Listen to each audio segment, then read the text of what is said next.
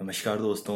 कैसे हैं आप सब? उम्मीद करता हूँ आप सब अच्छे होंगे। आपका स्वागत है आपके अपने YouTube चैनल सक्सेस मंत्रा में। दोस्तों, आज का वीडियो बहुत ही इम्पोर्टेंट और क्रूशियल होने वाला है आपकी प्रिपरेशन को लेके, क्योंकि आज की इस वीडियो में मैं अपना एक्सपीरियंस आपके साथ में शेयर करूँगा कि मैंने अपनी प्रिपरेशन कैसे स्टार्ट की थी, मैंने प्रिपरेशन के लिए क्या स्ट्रेटजी यूज़ की थी, ऐसे कौन से टिप्स थे जो डेली बेसिस पे मैंने यूज़ किए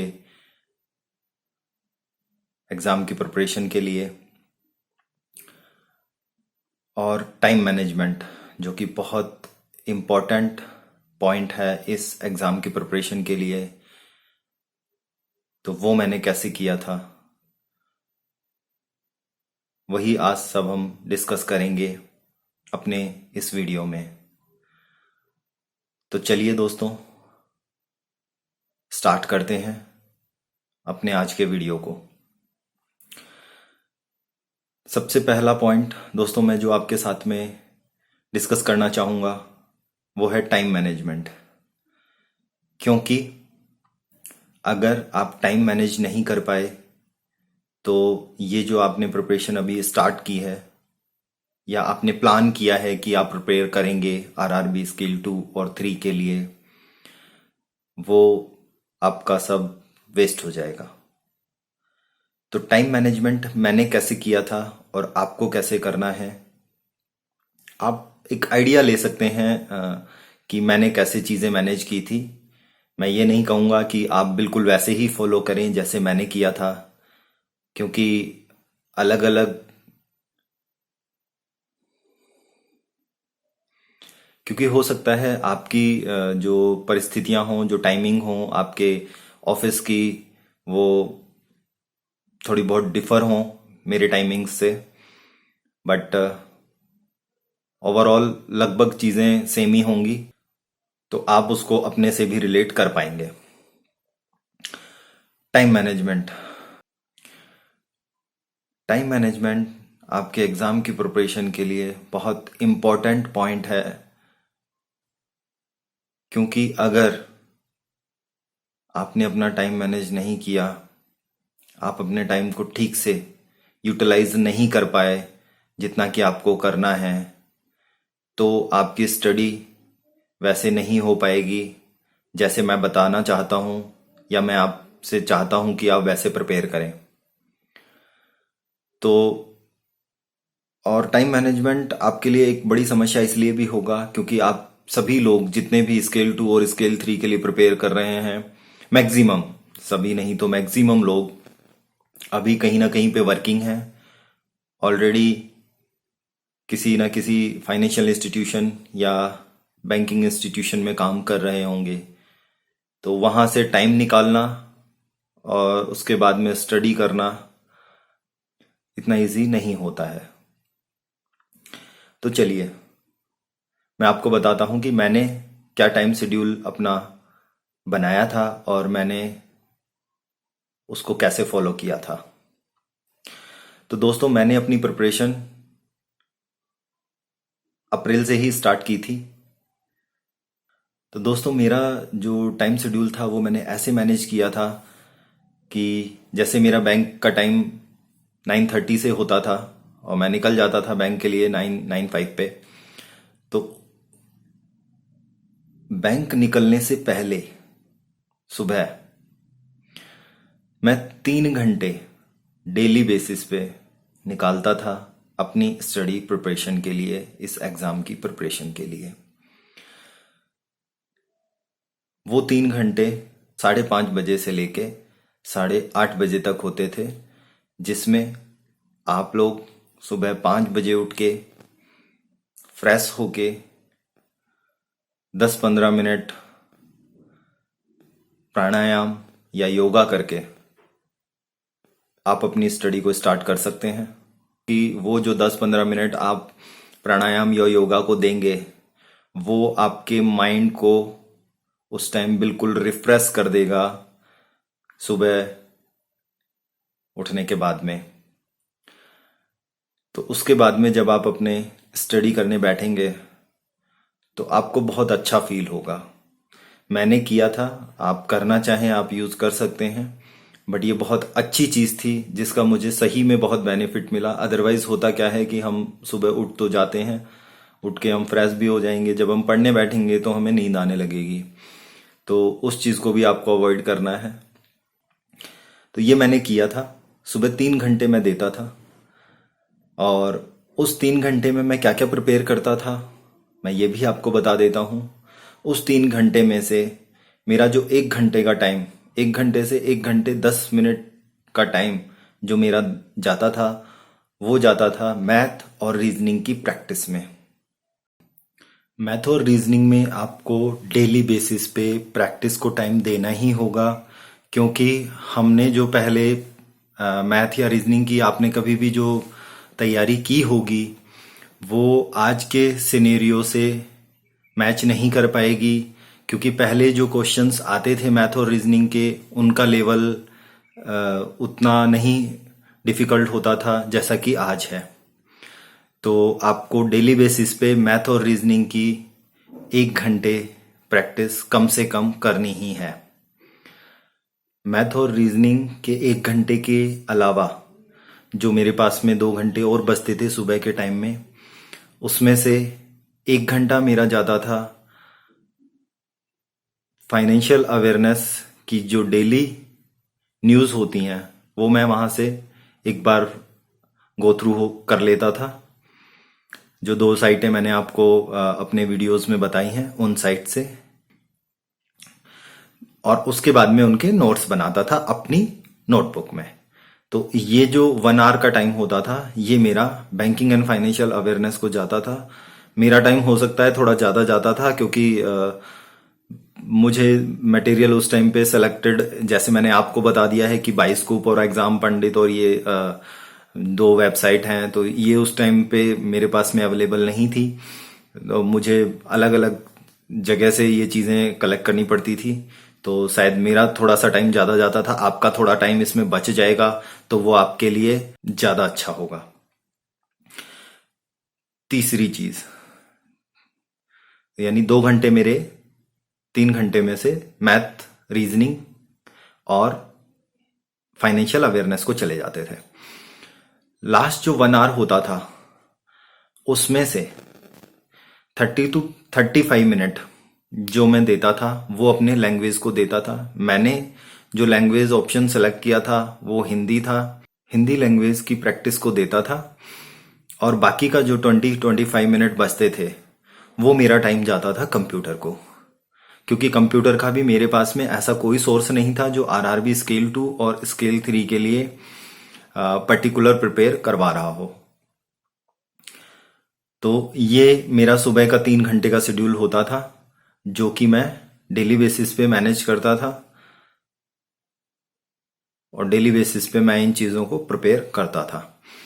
शाम को अगर मुझे कहीं टाइम मिल पाता था थोड़ा बहुत, तो मैं उस टाइम में कुछ वीडियोस या कुछ ऑनलाइन ऐसी चीज़ें सर्च करने में लगाता था कि मेरी प्रिपरेशन जो है वो और बेटर हो सके, और मुझे कैसे प्रिपेयर करना है। तो मेरा जो स्टडी का टाइम मैनेजमेंट प्लान था, उसमें से मेरा बहुत सा टाइम, लगभग डेली का 1 से 1.5 घंटा या 2 घंटे जो मेरे जाते थे, वो मेरे सिलेक्शन में जाते थे कि मुझे क्या पढ़ना है, मुझे कहाँ से पढ़ना है।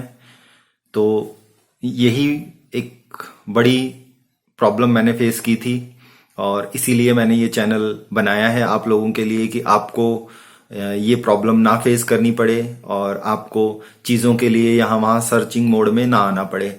आप सिंपल वे में अपना टाइम निकालिए, और जो स्टडी मटेरियल और जो भी चीज़ें मैं आपको पीडीएफ्स प्रोवाइड कर रहा हूँ, उस बेस पे आप प्रिपरेशन कीजिए। तो ये जो अभी मैंने आपके साथ में टाइम मैनेजमेंट, टाइम का शेड्यूल आपके साथ में शेयर किया, ये मेरा वीक डेज का टाइम शेड्यूल था कि मैं डेली 4 घंटे के आसपास में, जिसमें से 3 घंटे मैं सुबह अर्ली इन द मॉर्निंग निकाल लेता था। तो इसके बाद में मेरा पूरा दिन बहुत अच्छा जाता था, क्योंकि मुझे इस चीज़ की कोई टेंशन नहीं होती थी कि मैं आज अपनी स्टडी कैसे करूँगा। इसके बाद में वीकेंड में चाहे सिर्फ संडे की छुट्टी हो या सैटरडे संडे दोनों दिन की छुट्टी हो, मेरा मैक्सिमम टाइम जो है वो स्टडी मटेरियल को सर्च करने में, ऑनलाइन वीडियोस को देखने में और प्रैक्टिस करने में ही जाता था। क्योंकि कभी कभी शाम को मुझे टाइम नहीं मिल पाता था, बैंक से आने के बाद में लेट हो जाते थे, या शाम को आने के बाद इतनी हिम्मत नहीं होती थी कि मैं चीज़ें कुछ देख पाऊं। तो वो सारा जो है वो मैं वीकेंड्स में कवर करता था, और वीकेंड को बिना कहीं घूमे, बिना कहीं जाए, मैं पूरी तरह से अपनी स्टडी में ही यूटिलाइज करता था। मेरा जो फोकस था वो सिर्फ एक ही चीज पे था, वो था आरआरबी के एग्जाम की प्रिपरेशन। इसके अलावा मेरे दिमाग में और कोई चीज नहीं चलती थी कि मैं कहाँ घूमने जाऊं या मैं कहाँ आउटिंग पे जाऊं। टाइम मैनेजमेंट के बाद में मैं आपसे कुछ वो चीजें शेयर करना चाहूंगा जो कि मैंने बहुत स्ट्रिक्टली फॉलो की। नंबर 1, मैंने जो भी स्टडी की वो सेलेक्टिव की। स्केल 2 और स्केल 3 में जो सबसे बड़ी बाउंडेशन आती है वो यही आती है कि आपके पास में टाइम कम है और आपको प्रिपेयर पूरा ही करना है जो कि एग्जाम में आता है। इसीलिए मैंने जो स्टडी की वो सेलेक्टिव की, और वो सेलेक्टिव ऐसे की कि मुझे पता था कि मुझे क्या स्टडी करना है। जैसे आप फाइनेंशियल अवेयरनेस में मैंने आपको 2 पीडीएफ्स दी हैं मंथली, मैंने आपको 2 न्यूज़ की वेबसाइट दी हैं, मैंने आपको स्टैटिक बैंकिंग की 3 पीडीएफ दी हैं। तो मुझे ये पता है कि आपको सिर्फ इतनी सेलेक्टिव स्टडी करने के बाद में भी आपको 30 to 35 मार्क्स आप फाइनेंशियल अवेयरनेस में ले सकते हैं इस स्टडी से ही।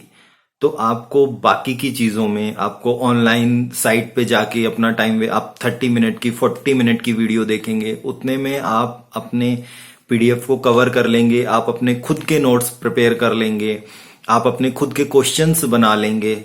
तो वो टाइम आपके लिए बहुत अच्छे से यूटिलाइज हो जाएगा। जो टिप्स है वो है सेलेक्टिव स्टडी। आपको वो सब नहीं पढ़ना है जो एग्जाम में आता है, आपको सिर्फ वो पढ़ना है जो आपको एग्जाम को क्रैक करने में हेल्प करेगा और फाइनल सिलेक्शन में आपको मदद करेगा। क्योंकि 200 मार्क्स का पेपर आता है आरआरबी के स्केल 2 और स्केल 3 में। 200 में क्वेश्चन भी 200 होते हैं। आपको 200 में से 200 मार्क्स नहीं लाने हैं, आपको 200 में से 200 क्वेश्चंस वहां पे नहीं करने हैं। तो आपको सबसे इम्पोर्टेंट जो चीज है वो ये है कि आपको ये पता होना चाहिए कि आपको कौन से क्वेश्चंस वहां पे करने हैं और कौन से क्वेश्चंस आपको छोड़ने हैं। जब तक आपको ये आइडिया नहीं होगा कि आपको कौन से क्वेश्चंस वहां पे करने हैं एग्जाम में और कौन से क्वेश्चंस आपको छोड़ने हैं, तब तक आपका सिलेक्शन बहुत मुश्किल है। और ये जो सिलेक्शन क्राइटेरिया है, ये जब आप प्रिपेयर करेंगे तो अपने आप आपके अंदर आना स्टार्ट हो जाएगा कि आपको ये क्वेश्चन नहीं करना है क्योंकि ये टाइम टेकिंग है, आपको ये क्वेश्चन करना है, आपको ये पार्ट करना है क्योंकि ये आपको फायदा देगा, आपको ये पार्ट नहीं करना है क्योंकि ये पार्ट आपके लिए डिफिकल्ट है। आपको अपनी वीकनेस और स्ट्रेंथ दोनों चीजें पता होनी चाहिए कि आप इस एग्जाम में आपकी स्ट्रेंथ क्या है, आपकी वीकनेस क्या है। आप अपनी स्ट्रेंथ पे बहुत ज्यादा काम करेंगे और आप अपनी वीकनेस को, अगर वो छुप सकती है या आप उसे छोड़ सकते हैं सेलेक्टिव स्टडी के बेस पे, तो आप उसे छोड़ देंगे। फिर भी अगर कहीं आपको लगता है कि नहीं ये ज्यादा ही वीकनेस है, आपको इस पे काम करने की जरूरत है, तो आपको अपनी वीकनेस पे भी काम करना है। तो ये जो सेलेक्टिव स्टडी होने वाली है, ये इस एग्जाम में आपकी की टू सक्सेस होने वाली है, जो कि आपको इस एग्जाम में फाइनल सिलेक्शन दिलवाएगी। तो आप ये चीज ध्यान रखें कि आपको स्टडी सेलेक्टिव ही करनी है। इसीलिए मैं आपको स्टडी मटेरियल के बारे में अभी सिर्फ सेलेक्टिव ही चीजें बता रहा हूं, क्योंकि आप कंफ्यूज ना हो कि मैं ये भी बुक पढ़ लूं, मैं वो भी बुक पढ़ लूं, और मैं तीसरी बुक भी पढ़ लूं, मैं ऑनलाइन भी कोर्स देख लूं, या मैं उस साइट से भी पढ़ाई कर लूं, वहां पे बहुत अच्छी पढ़ाई हो रही है, मैं उस साइट से भी पढ़ाई कर लूं, वहां पे भी बहुत अच्छी पढ़ाई हो रही है। दूसरा, मैंने जो भी प्रिपरेशन की वो सिर्फ दो ही सोर्स से की।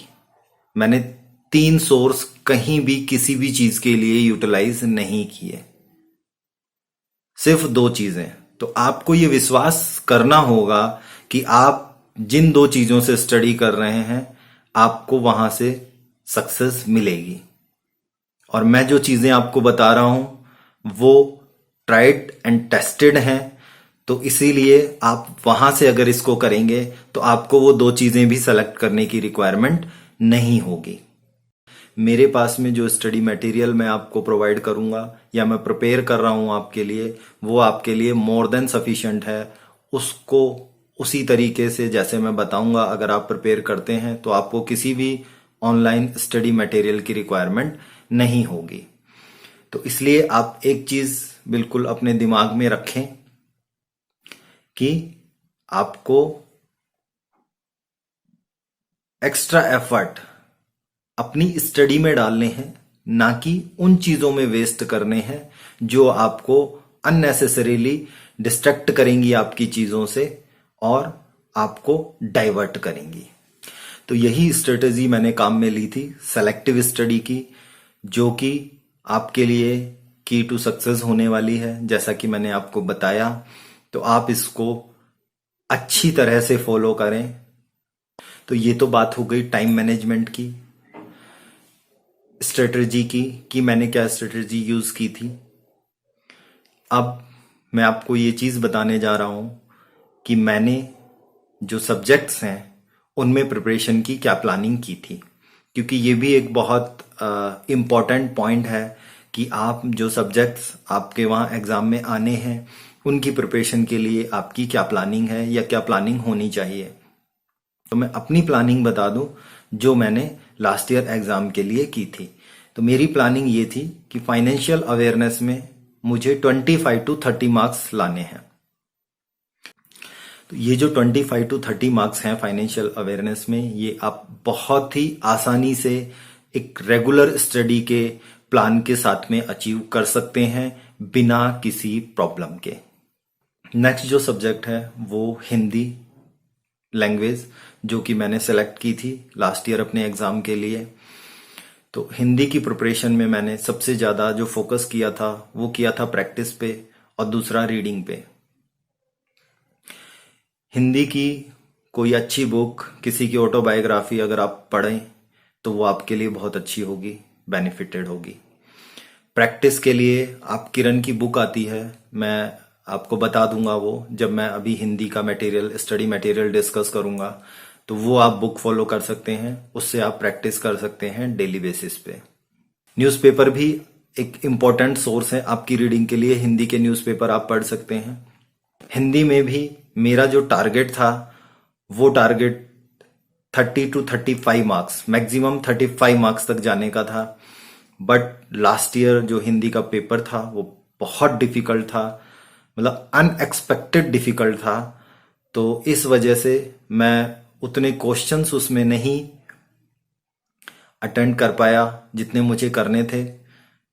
मैं सिर्फ 32 क्वेश्चंस ही हिंदी में अटेंड कर पाया था, और उसमें जो मेरे मार्क्स आए वो भी मेरे मार्क्स थे 24.5। तो इसलिए मेरा जो हिंदी लैंग्वेज का सिलेक्शन था, जिस पर्पज से मैंने किया था वो पर्पज मेरा सॉल्व नहीं हुआ, but then also I got 24.5 marks out of 40। तो ये दो सब्जेक्ट हो गए। तो दो सब्जेक्टों में मैंने आपको बताया कि एक में मैंने 25 टू 30 का टारगेट बनाया था फाइनेंशियल अवेयरनेस में, और हिंदी में मैंने टारगेट बनाया था 30 टू 35 का। तो अगर मैं मिनिमम साइड जैसे मैं पकड़ के चला था कि 30 प्लस 25 यानी 55, यानी 55 मार्क्स जो हैं वो मुझे फाइनेंशियल अवेयरनेस और लैंग्वेज से लेने हैं। अब आप आप जो भी इसमें इंग्लिश की प्रिपरेशन करना चाहते हैं, पिछली बार इंग्लिश का पेपर जैसा कि लोगों ने बताया कि इजी था और लोगों ने अच्छे मार्क्स भी लोगों को मिले हैं इंग्लिश में। तो मैं आपको लैंग्वेज के लिए हिंदी और इंग्लिश चूज करने के लिए एक अलग से वीडियो लेके आऊंगा कि आपको क्या चूज करना है। उसमें से बेसिक ये है कि आपके फाइनेंशियल अवेयरनेस और लैंग्वेज वाले पेपर में मोर देन 50%, अराउंड 55 मार्क्स आपके आने ही चाहिए। इसके बाद हम आते हैं मैथ और रीजनिंग पे। तो मैथ और रीजनिंग में जो मेरा टारगेट था मार्क्स का, वो था दोनों में कंबाइंड करके 50 मार्क्स, यानी कि 25 मार्क्स दोनों में, मैथ में और रीजनिंग में। 25 मार्क्स मैथ का मतलब है आपको सिर्फ 20 क्वेश्चंस अटेम्प्ट करने हैं मैथ में, क्योंकि मैथ का जो पेपर है उसका लेवल बहुत ही डिफिकल्ट हो गया है। और अगर आप उसमें 20 क्वेश्चंस विदाउट एनी एरर करते हैं तो आपके 25 मार्क्स कंफर्म है। रीजनिंग में भी सेम ही स्ट्रेटजी है। रीजनिंग में भी आपको 20 क्वेश्चंस करने हैं आउट ऑफ 40 और आपके मार्क्स आने हैं 25। तो अगर आप इन दोनों में 50 मार्क्स ले आते हैं तो आपका टोटल स्कोर जो है वो 100 क्रॉस कर जाता है, जो कि आरआरबी स्केल 2 और स्केल 3 दोनों के लिए ही बहुत ही अच्छा स्कोर है।